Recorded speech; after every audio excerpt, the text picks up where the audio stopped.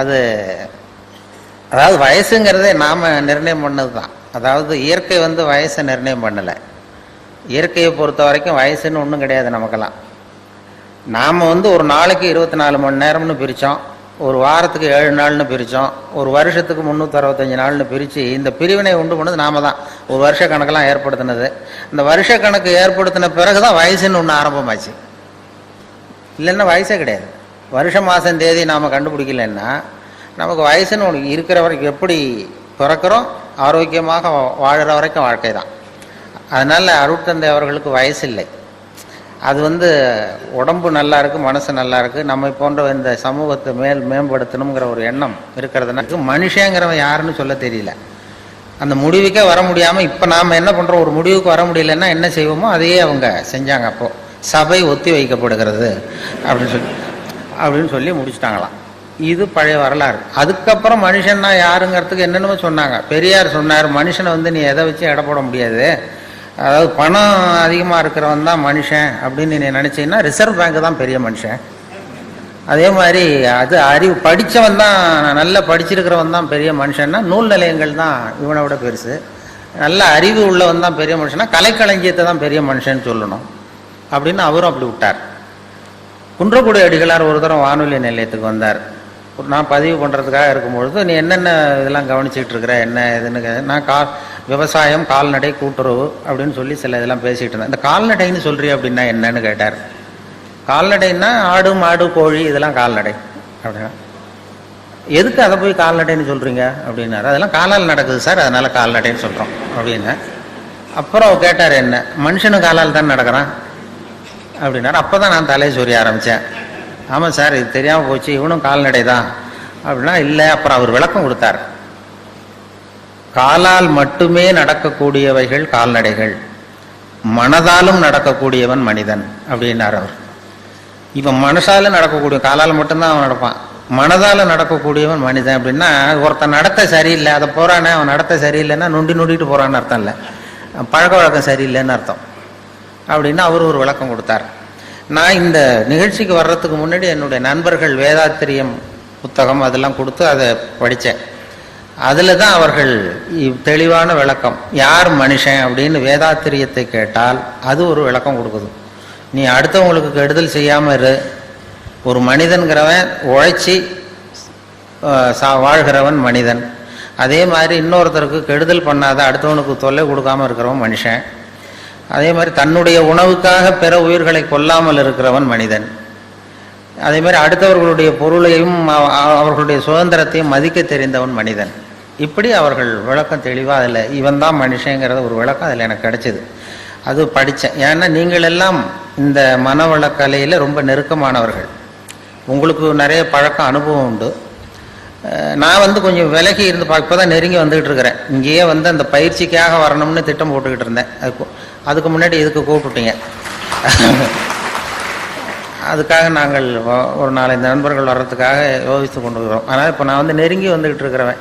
நீங்கள்லாம் ஏற்கனவே நெருங்கியவர்கள், அனுபவம் உள்ளவர்கள். அதனால் அதை இந்த மனம் பக்குவப்படுத்துறது, மனதை செம்மைப்படுத்துறது, மனசு நல்லா இருந்தால் எல்லாம் நல்லா போடும் அப்படின்னு சொல்லி அவர்களுடைய விளக்கம்லாம் அதில் பார்த்தோம். அதுதான் இன்றைய மனுஷனுக்கு, அதுதான் மனசை. இன்னைக்கு வந்து மனிதனுக்கு வேண்டியது நிம்மதி, மகிழ்ச்சி. ஒரு 400-600 வருஷத்துக்கு முன்னாடி மனுஷனுக்கு எவ்வளவு டென்ஷன் இருந்ததோ அதை போல் 40 பங்கு இப்போ அதிகமாக இருக்குதான். இது ஒரு புள்ளி விவரம்.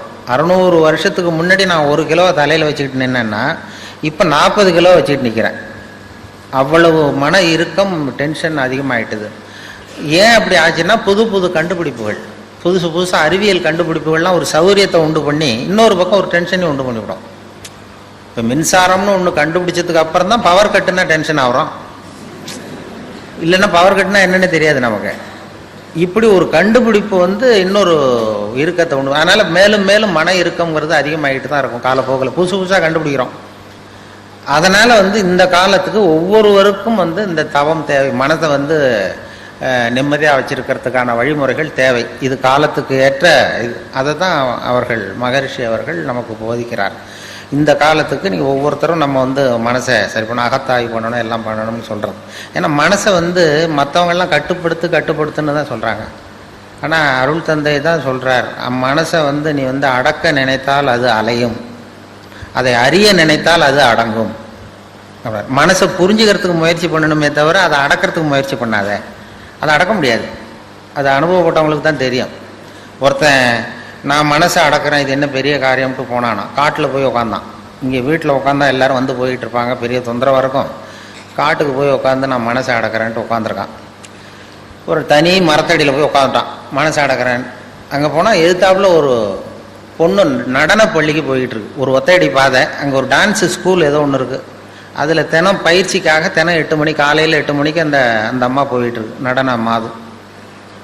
இவன் பார்த்தான், ஏதரா இவ்வளவு தூரம் வந்து இங்கேயும் நமக்கு மனசு கட்டுப்படுத்த கஷ்டமாக இருக்குது, இந்த பொண்ணு போகுது இந்த பக்கம் அப்படின்னு சொல்லி மறுநாள் ஒரு துணி எடுத்து கட்டிவிட்டான். துணி எடுத்து கண்ணை கட்டிக்கிட்டான். எல்லாம் இனிமேல் ஒன்றும் பிரச்சனை இல்லை, நான் மனசை கட்டுப்படுத்துகிறேன் அப்படின்னு உட்காந்தான். மறுநாள் காலையில் 8 மணிக்கு அது காலில் கட்டியிருக்கிற சதங்க ஜல்லு ஜல்லுன்னு சத்தம் கேட்டுதான். காது வழியாக உள்ள வந்தது. அப்புறம் காதையும் ஒரு துணியை போட்டு கட்டிவிட்டான். இனிமேல் ஒன்றும் கவலை இல்லைன்னு. மறுநாள் காலையில் 8 மணிக்கு அது தலையில் வச்சிருக்கிற பூ வாசம் அடிச்சிருக்கு லேசா. ஏதா மூக்கும் தொந்தரவு பண்ணுதுன்னு அதையும் கட்டிவிட்டான். கண்ணு இது என்ன பெரிய மனசை அடக்கிறது பெரிய காரியம். கண்ணுக்கு அது மூக்கு கட்டியாச்சு, எல்லாத்தையும் கட்டிவிட்டு இனிமேல் ஒன்றும் பிரச்சனை இல்லைன்னு உட்காந்துட்டான். மறுநாள் காலையில் 8 மணிக்கு சரியாக 8 மணிக்கு அவன் மனசு நினச்சிதான் இந்நேரம் அவள் போய்கிட்டு இருப்பா அப்படின்னு. அதை எந்த துணியால் கட்டுறது? அதுக்கு தான் ஆன்மீகம். மனசை வந்து அதை புரிந்து கொள்ளுங்கிறது. அதான் மனசு இப்படிப்பட்டதுங்கிறத புரிஞ்சுக்கோ, அதை அடக்க நினைக்காதே அப்படின்னு அருள் தந்தை சொல்கிறது. அடக்க நினைத்தால் அது அலையும், அறிய நினைத்தால் அது அடங்கும். அதனால் மனசை புரிஞ்சுக்கிறதுக்கு முயற்சி பண்ணுங்க, அதை அடக்கிறதுக்கு முயற்சி பண்ணாதீங்க ஒன்று சொல்கிற இவர் இந்த அருள் தந்தை அவர்கள் தான் சொல்கிறார். மற்றவங்கெல்லாம் அதை நீ மனசை ஆங்காரம் உள் அடக்கி ஐம்புலனை சுட்டு அறுத்து தூங்காமல் தூங்கி சுகம் பெறுவது எக்காலம் அப்படின்னு பத்திரகிரியார் எப்படி சொல்கிறார்? ஆங்காரம் உள் அடக்கி ஐம்புலனை சுட்டு அறுத்து. இந்த இப்போ கேன்சருக்கெல்லாம் சுடுறாங்கல்ல, இது பண்ணி தீச்சு போடுறது, அவ்வளவு கடுமையான முயற்சிகள்லாம் சொல்லியிருக்கிறாங்க ஏற்கனவே. ஆங்காரம் உள்ள அடக்கி ஐம்புலனை சுட்டு அறுத்து தூங்காமல் தூங்கி சுகம் பெறுவது எக்காலம்னு சொல்லி. அது இல்லை, அது ரொம்ப சுலபமாக அதை புரிந்து கொள்ள ஆரம்பித்தா போகிறோம், நீ சொல்கிறபடி கேட்கும் அப்படின்னா. மனசு வந்து நம்மக்கிட்ட விளையாடிக்கிட்டே இருக்கும். இப்போ ஒருத்தன் என்ன பண்ணியிருக்கிறான், அவன் பாட்டுக்கு இப்போ காய்கறி வாங்கிறதுக்காக ஒரு மார்க்கெட்டுக்கு போனானா பையை எடுத்துக்கிட்டு. அவனுக்கு ரொம்ப பிடிச்ச காய்கறி ஏதோ அதை பிரியமாக ஒரு 50 ரூபா நோட்டை எடுத்து வச்சுக்கிட்டு போயிருக்கான். காய்கறிலாம் வாங்கிட்டான். வாங்கினதுக்கப்புறம் அந்த 50 ரூபா எடுக்கணும், பையில் பார்க்குறான், பையை ஓட்டை எங்கேயோ விழுந்துடுது, வழியில் எங்கேயோ விழுந்துட்டு ஏதோ போயிட்டுது. ஆஹா நம்ம வாங்க முடியலையேன்னு சொல்லி வாங்கின காய்கறியை திருப்பி காய்கறிக்காரன்ட்டே கொடுத்துட்டு வருத்தப்பட்டுக்கிட்டே வந்தானா. வந்து வீட்டில் வந்து மூஞ்சி தொங்க போட்டு உட்காந்துருக்கான். ஏன் இப்படி போனீங்க, காய்கறி எங்கேன்னு கேட்டிருக்கேன் அந்த அம்மா. எல்லாம் வழியில் எங்கேயோ காசு விழுந்துட்டுது அல்லது எங்கே போயிட்டுது, பை ஓட்டை என்ன பண்ணுறது அப்படின்னு அவன் அழ ஆரம்பிச்சுட்டான். ரொம்ப கவலைப்பட்டான். சரின்னு விட்டாச்சு. அப்புறம் கொஞ்ச நாள் கழித்து அதே மாதிரி ஒரு நாள் புறப்பட்டான் 50 ரூபா வச்சுட்டு மார்க்கெட்டுக்கு. அப்போ வழியில் ஒரு பையன் அழுதுகிட்டே வந்திருக்கான். ஏன்டா அழறேன் அப்படின்னா, எனக்கு பரீட்சைக்கு பணம் கட்டுறதுக்கு பணம் இல்லை, வீட்டில் அடிக்கிறாங்க, என்ன பண்ணுறது, இன்றைக்கி பரீட்சை எழுத முடியலன்னு அழுதுட்டு போயிருக்கான் ஒரு பொடியன். இவன் உடனே கவலைப்படாதப்பா, இந்தாண்டு இந்த 50 ரூபாய் எடுத்து கொடுத்து நீ கொண்டு போய் பரீட்சை கட்டுன்னு இவன் காய்கறி வாங்க போகல, திரும்பி வந்துட்டான். வந்து சந்தோஷமாக சிரிச்சுக்கிட்டு இருந்தான்.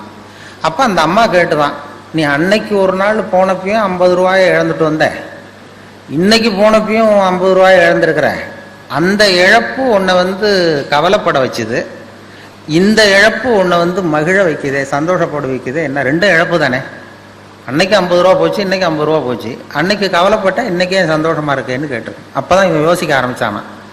யோசிக்க ஆரம்பிக்கும் பொழுது புரிஞ்சுது அவனுக்கு. அதாவது அன்னைக்கு வந்து பொருள் அவனை விட்டு போச்சு, இன்னைக்கு பொருளை விட்டு அவன் விலகி வந்தான்.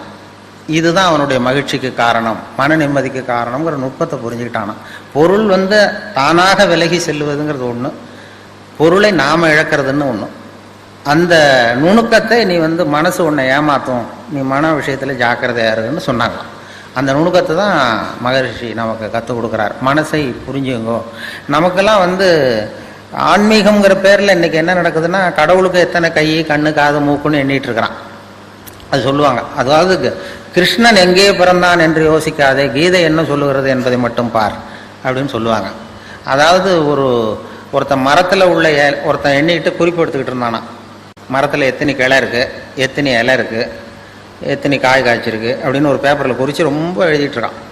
இந்த ராமஜெயம் எழுதுறது மாதிரின்னு வைங்களேன், என்னமோ எழுதி வச்சுட்டு இருக்கான்.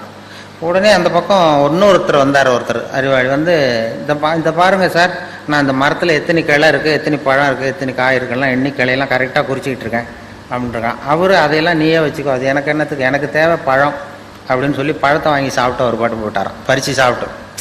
ஆன்மீகவாதி இலைகளை எண்ணுகிறான், அறிவாளி பழங்களை உண்ணுகிறான் அப்படின்னு சொல்லுவாங்க. நமக்கு தேவை அந்த பழம், அதை வந்து நேரடியாக அந்த கனியை நமக்கு பறித்து கொடுக்கறதுக்கு தான் அருட்தந்தை வந்திருக்கிறார். நீங்கள் போய் இது கை காலெலாம் எண்ணிட்டு இருக்காதீங்க. நமக்கு தேவை என்ன? அதான் ஆன்மீகவாதிகள் இலைகளை எண்ணுகிறான், அறிவாளி பழங்களை உண்ணுகிறான். அந்த பழங்களை உண்ணுகிற கலை தான் இது மனவள கலைஞர். அதுக்கு நம்மளை தயார்படுத்துகிறார். அப்படி தான் நாம் வந்து மனதை வந்து சரி பண்ணணும், புரிந்து கொள்ள வேண்டும்ங்கிறது அதில் உள்ள கருத்து. நான் சொன்னது மாதிரி அந்த சிரிப்புங்கிறது யோகம்னு சொன்னேனே, அது வந்து நம்முடைய இயல்பு நிலையே. அது நம்முடைய இயல்பு நிலை. அதாவது நாம் பிறந்து இந்த உலகத்துக்கு வரும்பொழுது அழுதுகிட்டே பிறக்கிறோம். அதாவது இந்த உலகத்துக்கு எதுவுமே கொண்டு வர்றதில்லைன்னு சொல்கிறோமே தவிர, ஆனால் அழுகையை கொண்டுகிட்டு வரோம், அழுதுகிட்டே வரோம். போகும்பொழுது மற்றவன்கிட்ட விட்டு போயிடுறோம். அதையும் நீங்கள் அழுதுட்டு கடங்கடா நான் போய் சேர்றேன். அது போகும்பொழுது ஒரு துறவு நிலை, நமக்கு அதுவும் வேண்டாம் அப்படிங்கிறது. ஆனால் வரும்பொழுது ஒரு குழந்தை பிறந்து 6 மாதத்துல தான் சிரிக்க 6 வாரத்தில் சிரிக்க ஆரம்பிக்கலாம். நாமெல்லாம் பிறந்து 6வது வாரத்தில் சிரிக்க ஆரம்பிக்கிறோம். அது அந்த சிரிப்புங்கிறது நமக்கு இயற்கை கொடுத்துருக்கிற ஒரு இயல்பு தன்மை. சிரிப்பு ஒரு நாளைக்கு ஒரு குழந்தை 200 தடவை சிரிக்குதான். இது புள்ளி விவரம். ஒரு குழந்தை, நாமெல்லாம் 25 தடவை சிரிக்கிறோமா. அதுதான் இந்த ஹார்ட் அட்டாக் வர்றதுக்கு காரணமா. டாக்டருக்கு ஒத்துவாருன்னு நினைக்கிறேன். இந்த மன இறுக்கம்தான் இதய நோயை உண்டு பண்ணுது. 200 தடவை சிரிச்சுக்கிட்டு இருக்கிற குழந்தை படிப்படியாக வந்து 25 தடவைக்கு வந்துட்டோம். 15 தடவை 25 தடவை. நாமெல்லாம் அப்படி குறையப்படாது. சிரிப்புக்கு வந்து இந்த ஜோக்கே தேவைப்படாது, இயல்பு தன்மை அது. அதாவது காலங்காலமாக சிரிக்கிறது ஒரு பாவமான செயல்னு நாம் போதிக்கப்பட்டு வந்திருக்கிறோம். ஒரு அதிகாரிக்கு முன்னாடி பியூனு சிரித்தா மரியாதை குறைச்சல், ஒரு கணவனுக்கு முன்னாடி மனைவி சிரித்தா மரியாதை குறைச்சல், ஒரு வாத்தியாருக்கு முன்னாடி பையன் சிரித்தா மரியாதை குறைச்சல், ஒரு முதலாளிக்கு முன்னாடி தொழிலாளி சிரித்தா மரியாதை குறைச்சல், இப்படி சொல்லி சொல்லி சிரிப்புங்கிறது ஏதோ மரியாதை குறைவான ஒரு செயல் அப்படின்னு போதிக்கப்பட்டு வந்ததுனால சிரிப்பு மரபு ரீதியாகவே நமக்குள்ளே சிறைப்பட்டு போச்சான். அப்போ அதனால் நம்ம சிரித்தா யாராவது தப்பாக நினச்சிருவாங்களோ அப்படிங்கிற எண்ணம் வந்துட்டு தான். அந்த சிறைப்பட்டிருக்கிற சிரிப்பை வெளியில் கொண்டு வர்றதுக்கு ஜோக்குன்னு ஒரு சாவியை போட வேண்டியிருக்கு, வேற ஒன்றும் இல்லை. ஜோக்குக்கும் சிரிப்புக்கும் சம்மந்தமே இல்லையா. ஏற்கனவே இருக்கிற சிரிப்பை வெளியில் கொண்டு வர்றதுக்கு ஒரு சாவி. அந்த இயல்புத்தன்மையை, மனிதனுடைய இயல்புத்தன்மையை வெளியில் கொண்டு வர்றோம். இல்லைன்னா அது சிறைப்பட்டிருக்குது, அது மன இறுக்கத்துக்கு காரணமாகுது. அந்த மன இறுக்கத்தை வச்சுக்கிட்டு எங்கே தியானம் பண்ணுறது நீங்கள்? அந்த இயல்புத்தன்மைக்கு மாறணும் அப்படிங்கிறது தான் சொல்லுவாங்க. சிரிப்புக்கு வந்து ஜோக்கு தேவைப்படாது. இப்போ ஒரு குழந்தை தொட்டிலில் படுத்துருக்கு, ஒரு கிளுகிழு போய் ஆட்டுங்க, அது முகத்துக்கிட்டேன், இது சிரிக்கும். அது என்ன ஜோக்காது? வெறும் சத்தம். ஒரு சத்தமே சிரிப்பை உண்டு பண்ணுது பாருங்க, அதுதான் இயல்புத்தன்மை. ஒரு கிளுகிழுப்ப சத்தத்துக்கு குழந்தை சிரிக்குது இல்லை, அந்த சத்தம் வந்து சிரிப்பை உண்டு பண்ணுது. அதுதான் நாம் அப்படி இருக்கணும். ஆனால் அதே கிளுகிழுப்பே ஒரு தாத்தா மூஞ்சிக்கிட்டு ஆட்டங்க கோவம் வந்துடும் அப்படிப்பார். அப்படி இருந்தவர் அப்படி ஆயிட்டார். சின்ன வயசுல ஒரு கிளுகிழுப்ப சத்தத்துக்கு சிரிச்சவர் அதே கிளுகிழுப்ப சத்தத்துக்கு கோவப்படுற அளவுக்கு மாறிக்கிட்டு வரோம் பாருங்க. இப்படி மாறப்படாது. கையில் குச்சி கிச்சின்னு தான் எடுத்து அடிச்சுடுவார் நீங்கள். அதுக்கு அதனால வந்து இதய நோய் வரக்கூடாதுன்னு நினைக்கிறவங்கெல்லாம் சிரிக்க, அதாவது இயல்புத்தன்மை மாறாமல் இருக்கணுமா. நம்முடைய இயற்கை கொடுத்துருக்கிற அந்த இயல்புத்தன்மை மாறாமல் நம்மளை பார்த்துக்கணும் அப்படின்னு சொல்லுவாங்க. அந்த அதுதான் இயல்புத்தன்மை. இல்லைன்னா அது ரொம்ப கஷ்டமாகிடும் மனசு. அந்த மன இறுக்கம், இன்னைக்கு ஹார்ட் அட்டாக்குங்கிறது யாருக்கு வரலன்னா, இந்த இங்கே இருக்கிற பெண்கள்லாம் கூட இனிமேல் ஒரு கிளுகிழு போய் வீட்டுக்கு போய் வாங்கி வச்சுங்க. யாராவது உங்கள் வீட்டுக்காரர் கோபமாக வந்தாருன்னா அப்படி அப்படியே ஆட்டி பாருங்க.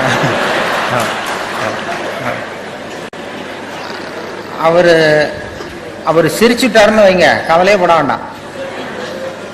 அவர் ஏதாவது கோவப்பட்டாருன்னா உடனே இசிஜி எடுத்து பார்க்கணும், பார்த்து சரியா இருக்கா. அதுதான் இப்போ மருத்துவம் சொல்லுகிற உண்மை. இதய நோய் வராத இருக்கிறவங்க யாருன்னா பைத்தியக்காரங்களுக்கு இது வரைக்கும் ஹார்ட் அட்டாக்கே வந்தது இல்லையா. டாக்டர்கள் தான் சொல்கிறாங்க, பைத்தியக்காரனுக்கு ஹார்ட் அட்டாக் இது வரைக்கும் வந்ததே இல்லை. அந்த பைத்தியத்தன்மை நமக்கு வேணுமா. ஏன் அவனுக்கு வர்றதில்லைன்னா, நான் வந்து இப்போ இந்த நாட்டுக்கு பிரதம மந்திரி ஆகணும்னு நினைக்கிறேன்னு வைங்களேன், உடனே என் இருதயம் வேகமாக வேலை செய்ய ஆரம்பிச்சிருது. எப்படி எந்த கட்சியில் சேர்றது, எங்கே போய் நிற்கிறது, யாரை போய் பிடிக்கிறது, எப்படி பணம் செலவு பண்ணுறது, எப்படி டெல்லிக்கு போகிறது, எப்படி பிரதம மந்திரி ஆகிறதுன்னு என் இருதயம் வேகமாக துடிக்க ஆரம்பிச்சிருது. அந்த ஒரு துடிப்புக்கும் இன்னொரு துடிப்புக்கும் நடுவில் இருக்கிற ஓய்வை நான் குறைச்சிடுறேன். நான் பிரதம மந்திரி ஆகணும்னா இவ்வளவு அவஸ்தைப்பட வேண்டியிருக்கு. ஒரு பைத்தியக்காரன் பிரதம மந்திரி ஆகணும்னா அவன் ஆனதாவே நினைச்சிடுறான். போய் கேட்டீங்கன்னா நான் தான் பிரதம மந்திரி அப்படிமா. அவன் எலெக்ஷன்ல நிற்க வேண்டியதில்லை, ஒன்றும் பண்ண வேண்டியதில்லை. அந்த மனோபாவம் நமக்கு வேணுமா? அதனால தான் அவங்களுக்கு ஹார்ட் அட்டாக் வர்றதில்லை. அதாவது சித்த சுவாதீனத்துடன் கூடிய பைத்தியத்தன்மையுடன் வாழ கற்றுக்கொள்ளுங்கள் அப்படிங்கிறது ஒரு உபதேசம். சித்த சுவாதீனத்துடன் கூடிய பைத்தியத்தன்மையுடன் வாழ கற்றுக்கொள்ளுங்கள். அது என்ன சித்த சுவாதீனத்துடன் கூடிய பைத்தியத்தன்மைன்னா, நாம் சித்த சுவாதீனத்தோடு இருக்கணும், மனசு விழிப்போடு இருக்கணும். இன்னொருத்தவங்க ஏதாவது பைத்தியகார்த்தனமாக சொன்னால் ஒத்துக்கணும். இப்போ உங்கள் குடும்பத்திலே கேட்குறீங்க, கணவன் மனைவிக்குள்ள ஒரு தகராறு, 8ஐயும் 3ஐயும் பெருக்குனா என்னன்னு கேட்குறீங்க, அவர் 23ன்னு சொல்லிடுறாருன்னு வைங்க, உடனே சண்டைக்கு போகக்கூடாது. 8 3 பேருக்குன்னா 24க்கு வேலை 23ன்னு சொல்கிறாரு, சண்டைக்கு போகக்கூடாது. சரி பரவாயில்ல, எங்கள் வாத்தியார் இப்படி சொல்லி கொடுத்தாரு, உங்கள் வாத்தியார் சொல்லி கொடுத்துருக்காரு, அது வாய்ப்பாட்டிலையும் எத்தனையோ எடிஷன் இருக்கு இல்லையா, அப்படி அப்படி அதுதான் சித்த சுவாதீனத்துடன் கூடிய பைத்தியத்தன்மை. நமக்கு எது உண்மைங்கிறது தெரியுது, இருந்தாலும் ஒரு பைத்தியத்தன்மையோடு வாழறோம் பாருங்க. அந்த பைத்தியத்தன்மைங்கிறது இன்றைய மனுஷனுக்கு தேவை. அது ஒருத்தன் பைத்தியகார ஆஸ்பத்திரியில் 10 வருஷம் இருந்தானா, அவன் உடம்பு குணமாயிட்டது டாக்டர், என்னை வீட்டுக்கு அனுப்புங்கன்னு டாக்டர் கேட்டிருக்கான். டாக்டர் சொல்லியிருக்காரு 10 வருஷம் இருந்துட்டேன், இன்னொரு 10 நாள் இரு, உன்னை சோதனை பண்ணி அனுப்பிச்சுட்றேன் வெளியில் அப்படின்ட்டுருக்காரு. 10 நாள் டெஸ்ட் பண்ணி பார்த்தாரு, எல்லாம் நல்லா குணமாயிட்டான். உடனே அவர் சொன்னார், நீ சொன்னது சரிதான்ப்பா, வீட்டுக்கு போகலான்னு அனுப்பிச்சிட்டார். அதுக்கப்புறம் பத்திரிகைக்காரங்கள்லாம் பேட்டி எடுத்தாங்களாம், ஏங்க நீங்கள் உங்கள் பைத்தியகார ஆஸ்பத்திரி இருந்தீங்க, உங்கள் அனுபவத்தை சொல்லுங்களேன் எழுதுவோன்னு. அப்போ சொன்னால், நான் 10 வருஷம் நான் பைத்தியத்தோட பைத்தியமாக இருந்தேன். 10 வருஷம், அது எனக்கு 10 வினாடியாக போயிட்டுது. பைத்தியங்களுக்கு மத்தியில் புத்தி தெளிஞ்சவனா 10 நாள் இருந்தேன், அது 10 யுகமாக போச்சுன்னு நானும். நம்முடைய வாழ்க்கை யுகங்களாக போகணுமா வினாடிகளாக போகணுமாங்கிறத நம்ம முடிவு பண்ணணும். பைத்தியத்தோட பைத்தியமாக வாழ தெரிஞ்சவனுக்கு வாழ்க்கை சுகமாக இருந்திருக்கு. பைத்தியங்களுக்கு மத்தியில் புத்தி தெளிஞ்சவனா வாழறவனுக்கு வாழ்க்கை யுகமாக கடினமாக இருந்திருக்கு. அதனால தான் நாம் அதுக்காக சுத்தமாக பைத்தியமாகவும் மாறிட முடியாது, சட்டையை கழிச்சுட்டு அலைய முடியாது. சித்த சுவாதீனத்துடன் கூடிய பைத்தியத்தன்மை அப்படின்னு அதுக்காக தான் அதை சொல்கிறாங்க. சித்த சுவாதீனத்துடன் கூடிய பைத்தியத்தன்மையுடன் வாழ கற்றுக்கொள்ளுங்க. ஒரு பேங்க் உத்தியோகத்துக்கு ஒருத்தன் வந்தான், கேள்வி கேட்டார். பேங்க்கில் வேலை பார்க்க வந்திருக்கான், கேள்வி கேட்கணும்ல, என்னடா 8ஐயும் 3ஐயும் பெருக்கணா என்னடான்னு கேட்டிருக்காரு. இன்டர்வியூவில் 23ன்னு விட்டான், வாய் தவறி சொல்லிவிட்டான். தெரியும், சரியான தெரியும், வாய் தவறி சொல்லிட்டான். உடனே சரி போயிட்டு வந்துட்டாங்க. வெளியில் யோசிச்சான், ஆஹா இது ஒரு சின்ன கேள்வி, 8ஐயும் 3ஐயும் பெருக்கணா என்னன்னு கேட்டாங்க, நம்ம வாய் தவறி 23ன்னு சொல்லிட்டோம், இது நிச்சயமாக இந்த வேலை கிடைக்காது, பேங்கில் எப்படி வேலை கொடுப்பாங்க, ஏதோ தப்பாக போச்சுட்டு போயிட்டான். நமக்கு வேலை இல்லைன்ட்டு வீட்டுக்கு போனால் ஒரு 10 நாளில் அப்பாயின்மெண்ட் ஆர்டர் வந்துட்டுது, வேலைக்கு சேர்ந்துக்கிடான்னு.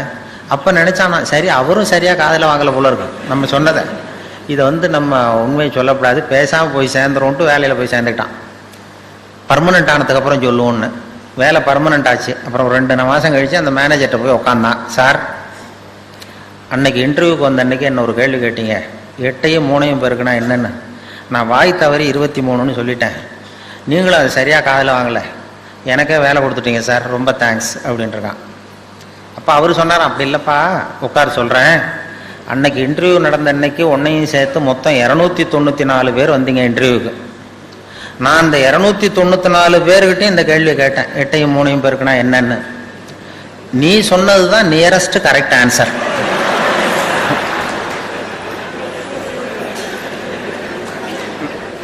நான் அதனால தான் உனக்கு வேலை கொடுத்தேன், ஏமாந்து போய் கொடுத்துள்ள அப்படின்னாராம்.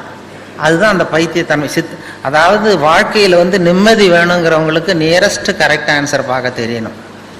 பர்ஃபெக்ஷன் பார்க்குறவங்களுக்கு நிம்மதி இருக்காது. அறிவியலில் துல்லியம் முக்கியம், சயின்ஸ்ல எல்லாம் ரொம்ப துல்லியம் தான் வேணும். மற்ற அறிவியல் உலகத்தில் அதில் கிட்டத்தட்ட இப்போ ஒரு செவ்வாய் கிரகத்துக்கு அனுப்புகிற ராக்கெட்டு பரவாயில்ல பக்கத்து கிரகத்தில் போய் இறங்கிட்டுது அப்படின்னு போக முடியாது. அதில் துல்லியமாக இருக்கணும். அறிவியலில் சயின்ஸில் வாழ்க்கைங்கிற கலைக்கு இந்த நியரஸ்ட் கரெக்ட் ஆன்சர் தான் தேவை. பர்ஃபெக்ஷன்னு பார்த்து தான் நமக்கு மன இறுக்கம் வந்துடுது. பர்ஃபெக்ஷன் உலகத்தில் ஒன்றுமே கிடையாதான். நானே என் மனசில் ஒரு உருவத்தை வரைஞ்சிக்க வேண்டியது, நான் வரைஞ்சிக்கிற மனசுக்குள்ளே வச்சிருக்கிறேன் அதே மாதிரி எதிரில் இருக்கிறது இருக்கான்னு பார்க்குறேன். அப்படி இருந்ததுன்னா அது பர்ஃபெக்ட்னு ஒத்துக்கிறேன், இல்லைன்னா அது பர்ஃபெக்ட் இல்லைங்கிறேன். அதாவது கோளாறு நான் வரைகிற ஓவியத்தில் இருக்குது. எது இந்த உலகத்தில் எப்படி எப்படி இருக்கணுமோ அது அப்படி தான் இருக்குது. Accept people as they are, accept things as they ஆர்மாங்க. அதனால் நானாக உன்னை மனசில் வச்சுக்கிட்டு இது மாதிரி அது இல்லையேன்னு கவலைப்படுறேன் பாருங்கள், இதெல்லாம் மன இறுக்கத்துக்கு காரணமாக போடுது. மன இறுக்கம், மன வருத்தம், இப்படி தாங்க. ஏன்னா உலகத்தில் அழகுங்கிறதுக்கே ஒரு சொல்லுவாங்க, அழகாய் இருக்கிற பொருளை நீ விரும்புவதில்லை, அழகாய் இருக்கிற பொருளை நீ விரும்புவதில்லை, நீ விரும்புகிற பொருள் அழகாய் இருக்கிறது. அதுதான் உண்மை. நாம் அந்த எதை விரும்புகிறோமோ அந்த பொருள் அழகாக இருக்குது. ஒரு நீக்கிறவுக்கு அந்த குழந்தை அழகாக தெரியுது, நமக்கு அசிங்கமாக தெரியுது. ஏன்னா அந்த தாய்க்கு அந்த குழந்தை மேலே விருப்பம். அதனால் நாம் விரும்புகிற பொருள் அழகாக இருக்கிறது அப்படின்னா, இந்த உலகம் பூரா அழகாக இருக்கணும்னா என்ன, நாம் இந்த உலகத்தை விரும்பணும். அந்த விரும்புகிற கலையை தான் மகரிஷி கற்றுக் கொடுக்குறாரு, வேற ஒன்றும் இல்லை. அப்படி பார்த்துட்டிங்கன்னா அந்த அளவுக்கு மனசை பக்குவப்படுத்திவிட்டா இந்த உலகம் பூரா அவங்களுக்கு அழகாக இருக்கும். இந்த உலகம் ஒரு சொர்க்கமயமாக இருக்கும். அப்படி அந்த மனசை நாம் பக்குவப்படுத்த வேண்டிய நிலைமையில் இருக்கிறோம். அதுக்கு தான் அவர்கள் இந்த பயிற்சி இதெல்லாம் சொல்லி கொடுத்துக்கிட்டு இருக்கிறாங்க. இன்றைக்கி எத்தனையோ வெடிகுண்டு அது இதுன்னு சொன்னாங்க. வெடிகுண்டு இப்போ மிருகங்கள் கூட அதெல்லாம் பண்ணுறதில்ல. மிருகங்கள் இப்போ பேப்பரில் செய்தி வருதா, இன்றைக்கி பொள்ளாச்சியில் ஒரு கோழி ஒரு சேவலை AK-47 துப்பாக்கியால் சுட்டு விட்டுது. அந்த பொள்ளாச்சி சேவலுக்கும் கோயம்புத்தூரில் ஒரு கோழிக்கும் கள்ள தொடர்பு அப்படின்னு அப்படி வர்றதில்லை. ஆனால் மனுஷனை பற்றி இப்படி வருது செய்தி இல்லையா? ஒரு ஆட்டுக்குட்டி ஒரு உடம்புலாம் வெடிகுண்டை கட்டிக்கிட்டு இன்னொரு ஆட்டுக்குட்டியை போய் கட்டி பிடிச்சிது பண்ணாது. அப்படி பண்ணியிருந்தால் மறுபடியும் DRK விசாரணை கமிஷன் ஆரம்பிக்கணும். அது மாதிரி வந்துடும். அது மனுஷன் செய்கிறான், ஆனால் மிருகங்கள் அதை பண்ணுறதில்ல.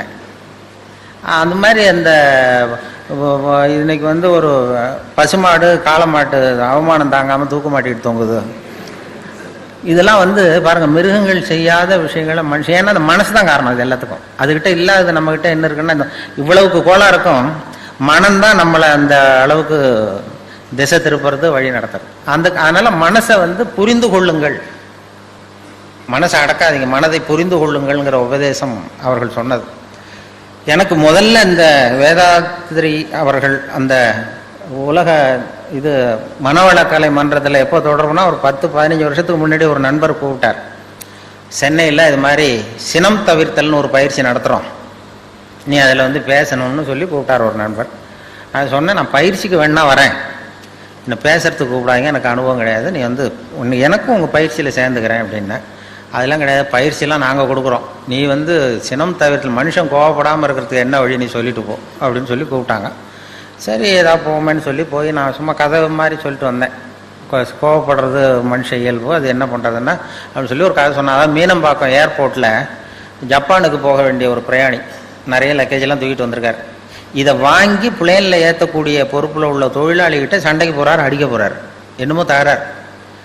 இவர் கடுமையாக இருக்குது ஒரு முகம், கோவப்படுறாரு. இந்த பெரிய மனுஷன் ஜப்பான் போக வேண்டிய பிரயாணி இதை வாங்கி பிளேனில் ஏற்றுற தொழிலாளி இருக்கானே, அவன் சிரிச்சுக்கிட்டே சரி சார் சரி சாருங்கிறான். இவர் கோவப்படுறாரு, அவன் சிரிச்சுக்கிட்டு இருக்கான். இதை ஒரு பேராசிரியர் பார்த்துட்டு இருக்கிறார், மனவளக்கலை மன்ற பேராசிரியர் அங்கே உட்காந்து பார்த்துட்டு இருக்காரு. இது என்ன இந்த பெரிய மனுஷன் இவ்வளவு கோவப்படுறான், அந்த சாதாரண தொழிலாளி சிரிச்ச முகத்தோடு இருக்கிறானே, அவன் நமக்கு வகுப்பு எடுக்கலாம் போல இருக்கு, சினம் தவிர்த்தல் வகுப்பு அப்படின்னு நினச்சிட்டார். உடனே இது எல்லாம் முடிஞ்சது, அவர் வச்சு திட்டிவிட்டு போயிட்டாரு. அப்புறம் அவன் லக்கேஜ் எடுத்துகிட்டு போனால் எல்லாம் முடிஞ்சது. அப்புறம் பிளேன் ஜப்பானுக்கு ஏறி போயிட்டார். அதுக்கப்புறம் இந்த பேராசிரியர் அவனை ஓடி பிடிச்சி கொண்டு வந்தார் அந்த தொழிலாளியை. இதை பாருப்பா, நாங்கள்லாம் சினம் தவிர்த்தல்னு பயிற்சி ரொம்ப காலமாக நடத்திட்டு இருக்கோம், நான் இது நடைமுறையில் இன்னைக்கு அந்த ஆள் ஒன்று அவ்வளவு திட்டினா பெரிய பதிலுக்கு முகம் கூட சொல்லிக்கல, சிரிச்சுக்கிட்டே இருந்தே, அது எப்படி அவ்வளவு திட்டம், அவனுக்கு கோவமே வரலையா உனக்கு அப்படின்னார். அப்போ அவன் சொன்னான், அப்படி இல்லை சார், மனுஷன்னு பிறந்தா கோவம் வராமல் இருக்காது, கோவம் வரும், எல்லாருக்கும் கோவம் வரதான் செய்யும், ஒவ்வொருத்தரும் அவங்கவுங்க வழியில் அதை டீல் பண்ணுவாங்க.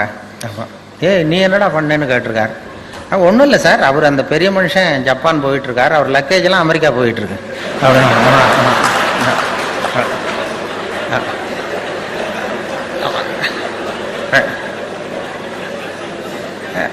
நம்ம எதுக்கு சார் அனாவசியமாக இவன்ட்ட போய் கோவப்பட்டுக்கிட்டது, நம்ம வழியில் நம்ம சினத்தை தவிர்த்துக்கிட்டா போகுது அப்படின்னு சொல்லி, இதுதான் எனக்கு தெரிஞ்ச சினம் தவிர்த்தல்னு சொல்லி அங்கே பேசிட்டு வந்துட்டேன் 15 வருஷத்துக்கு முன்னாடி. அதுக்கு வரைக்கும் இன்னைய வரைக்கும் அதுக்கப்புறம் கூப்பிடுறதே இல்லை, என்ன கூப்பிட்டேன். நான் அப்புறம் இப்போ போன மாதம் அவரை பார்த்து, ஏன் சார் மறுபடியும் ஒரு சினம் தவிர்த்தல் என்ன கூப்பிடுங்களேன்னு. அது வேணாம் சார், நாங்கள் எங்களுக்கு தெரிஞ்சபடி சொல்லி கொடுத்துக்குறோம், நீங்கள் வேணால் பயிற்சிக்கு வேணா வாங்க அப்படின்னு கூப்பிட்டார். இதுதான் எனக்கு முதல் தொடர்பு இந்த மனவளக்கலை மன்றத்துக்கு எனக்கும் ஏற்பட்ட சம்பந்தம் இப்படி தான் ஏற்பட்டது. அதுக்கப்புறம் படிப்படியாக அவர்களுடைய பழக்கம் ஏற்பட்டது, பேராசிரியர்களுடைய பழக்கம், இந்த மனவளக்கலை மன்றத்தில் ஈடுபாடு உள்ளவர்களுடைய பழக்கம். அந்த பழக்கமே எங்களை பாதித்து எங்களை மாற்றிருக்குது. நேரடியாக ஈடுபட்டால் இன்னும் எவ்வளவு மாற முடியும். இப்போ என்னுடைய நண்பர்கள் மனவளக்கலை மன்றத்தில் எனக்கு இந்த உடற்பயிற்சியெல்லாம் கற்றுக் கொடுத்துருக்குறாங்க. சிலது முழுமையாக கற்றுக்கலைன்னாலும் அவர்களுடைய பழக்கமே யாரை பார்த்தாலும் வாழ்க வளமுடன் வாழ்க வளமுடன் சொல்ல ஆரம்பித்து, அது ஒரு நமக்கு பிடிச்சவங்களோ பிடிக்காதவங்களோ வாழ்க வளமுடன் சொன்னால் அது ஒரு மனசே சரியாக போடுது. அது நான் கூட வேடிக்கையாக சொல்கிறது உண்டு. அந்த நண்பர் எப்போ பார்த்தாலும் ஃபோனில் எடுத்தாலும் வாழ்க வளமுடன் பாரு, நேரில் வாழ்க வளம். நான் வேடிக்கையாக சொல்லுவேன், நான் ஒருத்தன் கிணத்துல விழுந்து கிடக்குறான்னு வைங்க, கிணத்துல விழுந்து கிடக்கு, ஐயா யாராவது காப்பாற்றுங்க காப்பாற்றுங்கிறான். அப்போ கூட அவர் வந்து எட்டி பார்த்தாருன்னா முதல்ல வாழ்க வளமுடன் அப்படின்னு சொல்லிட்டு அதுக்கப்புறம் தான் கயிறு எடுக்க ஓடுவார். அந்த அளவுக்கு மனசில் வந்து பதிஞ்சு போச்சு அந்த வார்த்தை. நம்ம அப்படி அந்த எண்ண அலைகள் உலகம் பூரா பரவணுங்கிறது அதுதான். அது அப்படி அது அந்த எண்ணத்துக்கு வலிமை உண்டுன்னு இப்போ நம்ம நிறைய இது பண்ணிகிட்ருக்குறோம்.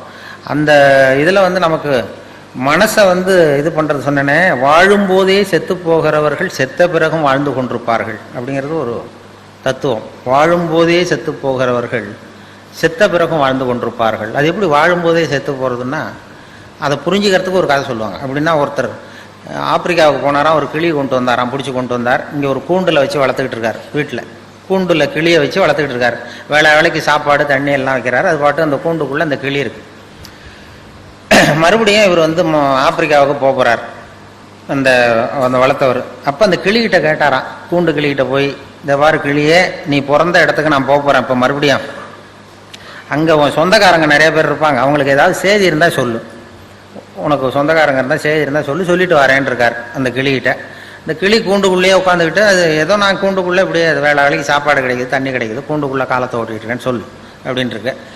இவர் நேராக போனார் ஆப்பிரிக்காவுக்கு. போய் அங்கே காட்டு பக்கம் போய் இப்படியே ஒவ்வொரு மரமாக பார்த்து சொல்லிகிட்டு இருந்தாராம். கிளி பார்த்து, உங்கள் ஜோடி கிளி எங்கள் கூண்டில் இருக்குன்னு. எதுவும் கவனிக்கல எந்த கிளியும். ஒரே ஒரு கிளி மட்டும் தனியாக உட்காந்துருந்து தான் ஒரு கிளையில். இவர் யூகத்தில் அந்த கிளிகிட்ட போய், கிளியே உன்னுடைய ஜோடி கிளி அங்கே கூண்டில் வச்சு வேலைக்கு சாப்பாடு தண்ணிலாம் கொடுக்குறோம், கூண்டுக்குள்ளே வாழ்ந்துக்கிட்டு இருக்கு, எங்கள் வீட்டில் தான் இருக்குன்னு சொல்லியிருக்காரு. உடனே அந்த தனியாக இருந்த கிளி பொலன்னு கண்ணீர் விட்டு தான் அப்படியே சுருண்டு விழுந்து செத்து போச்சு. இவர் நினச்சிட்டா, ஐயோ நம்மளால் ஒரு கிளி இப்போ உயிர் போயிட்டுதே, இது அந்த ஞாபகத்தை ஜோடி கிளி, அதோட ஜோடி கிளி இதுன்னு புரிஞ்சுக்கிட்டார். உடனே ரொம்ப சோகத்தோடு வந்தார். இங்கே வந்து கூண்டு கிளிகிட்ட சொன்னாராம். கூண்டு கிளிகிட்ட அது மாதிரி சொன்னேன், அங்கே போய் ஒரு மரத்தடியில் உன் ஜோடி கிளி இது மாதிரி நீ கூண்டுக்குள்ளே தான் அப்படியே உழுந்து செத்து போச்சு அப்படின்றாரு. அப்படி சொன்னது இந்த கூண்டுக்குள்ளே இருந்த கிளியும் பொலன்னு கண்ணீர் விட்டு தான் அப்படியே சுருண்டு உள்ளே விழுந்து செத்து போச்சு. இவர் ரொம்ப வருத்தப்பட்டார், அனாவசியமாக 2 கிளியை வீணாக எடுத்துட்டோமே அப்படின்னு சொல்லி. உடனே கிணிமை இதை வச்சுட்டு கூண்டுக்குள்ளே வச்சிருக்கக்கூடாது அப்படின்னு கூண்டை திறந்து அதை எடுத்து தூக்கி எறிஞ்சாராம் பக்கத்து வெளியில் தூக்கி எறிஞ்சா அப்படி படபடன்னு ரெக்கை அடிச்சுட்டு போய் உட்காந்துக்கிட்டு மரத்தில். அது சாவில் செத்துது மாதிரி கிடந்திருக்கு. போய் உட்காந்துக்கிட்டு சொல்லிச்சான், இது வந்து கூண்டுக்குள்ளேருந்து தப்பிக்கிறதுக்கு என்ன வழிங்கிறத என் ஜோடி கிளி உன் மூலமாக சொல்லி அனுப்பிச்சுது. அதுவும் அங்கே சாவில் உயிரோடு தான் இருக்கு. கூண்டுக்குள்ளேருந்து நீ தப்பிக்கணும்னா செத்தது மாதிரி நடி, உன் தலைகள்லேருந்து விடுபட்டு போயிடலாம், வெளியில் வந்துடலாம், கூண்டுலேருந்து விடுதலை கிடைக்கும் உனக்கு. அது ஆன்ம விடுதலை. அதனால் அந்த கிளி வாழும்போதே செத்து போனது, இப்பொழுது செத்த பிறகும் வாழ்ந்து கொண்டிருக்கிறது.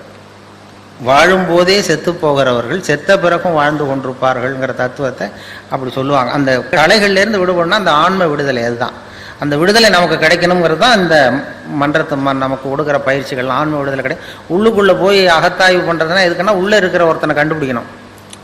உள்ளே இருக்கிற ஒருத்தன் இருக்கான் நமக்குள்ளே. இப்போ நமக்கெல்லாம் யாருன்னா ஒவ்வொருத்தரும் 3 பேர்.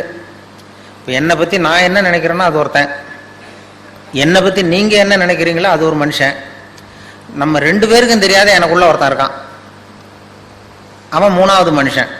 அந்த 3வது மனுஷனை அடையாளம் கண்டுபிடிக்கிற முயற்சி தான் இந்த அகத்தாய்வு, இந்த பயிற்சிகள்லாம்.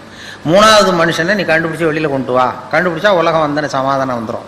அது என்ன 3வது மனுஷன்னா, இது ரொம்ப தியரிட்டிக்கலாக இருக்கிறது மாதிரி இருக்கும். 3 மனுஷன் எப்படி இருக்கான் அப்படின்னு ப்ராக்டிக்கலாக பார்க்கலாம். அதை நான் என்னுடைய அனுபவத்திலே பார்த்துருக்கேன். நான் மயிலாப்பூரில் கொஞ்ச நாள் குடியிருந்தேன், வானொலி நிலையத்துக்கு பக்கத்தில். அப்போ ஒரு 2 வீடு தள்ளி ஒரு பாட்டி அம்மாவுக்கு உடம்பு சரியில்லை, ரொம்ப சீரியஸ், ரொம்ப வயசான பாட்டி, உடம்பு சரியில்லை ரொம்ப. அந்த பேரன்லாம் ஓடி வந்து பாட்டிக்கு உடம்பு சரியில்லை, ஆஸ்பத்திரிக்கு அழைச்சிட்டு போகணும்னு ஓடி வந்தான். உடனே நான் ராத்திரி 12 மணி இருக்கும், ஓடி போய் அந்த பாட்டி ஒரு பக்கத்தில் ஒரு ஆட்டோ ரிக்ஷா ஸ்டாண்ட் இருந்தது, அதில் போய் ஒரு பையன் தூங்கிட்டு இருந்தான், எல்லாம் தூங்கிட்டானோ, ஒரு பையன் தூங்கிட்டு இருந்தான். ஆட்டோ டிரைவர், எழுந்திருப்பா, பாட்டியை ஆஸ்பத்திரிக்கு கொண்டு போகணுன்னு. இப்போலாம் வர முடியாது சார், காலையில் பார்த்துக்கலாம் அப்படின்னா. பாட்டிக்கு உடம்பு சரியில்லடா, சீரியஸாக இருக்குன்னா, பாட்டிக்கெல்லாம் போய் ஏன் சார் கவலைப்படுறீங்க அப்படின்னா. ஒரு பொடியா சின்ன பையன், அப்படிலாம் இல்லை, உனக்கு எவ்வளோ பணம் வேணுமோ தரோம், நீ வாடான்னதும் சரி 250 ரூபா கொடுத்தா வரேன் அப்படின்னா. நீ எவ்வளோ வேணாலும் வாங்கிக்க வாடான்னு சொல்லி ஆட்டோவை கூப்பிட்டு வந்தோம்.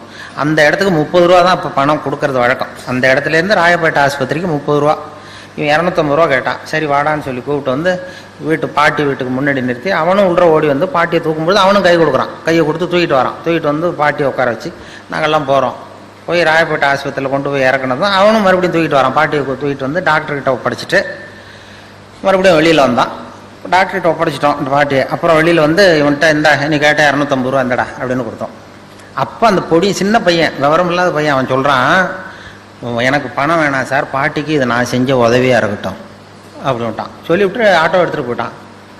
அப்போ என்னென்னா இதில் வந்து ஒரு இளைஞன் இந்த நேரத்தில் இரக்கம் இல்லாமல் 250 ரூபா கேட்குறானே, 250 ரூபா கேட்டான் பாருங்க, அவன் தான் முதல் மனுஷன். இந்த வயசில் இப்படி இரக்கம் இல்லாமல் இருக்கானேன்னு நான் நினச்சேன் பாருங்க, அவன் தான் 2வது மனுஷன். அந்த உண்மையான 3வது மனிதன் ராயப்பேட்டை ஆஸ்பத்திரியில் தான் வெளில வந்தான். அந்த அடையாளம், அவன் எந்த அகத்தாயும் பண்ணாதவன்.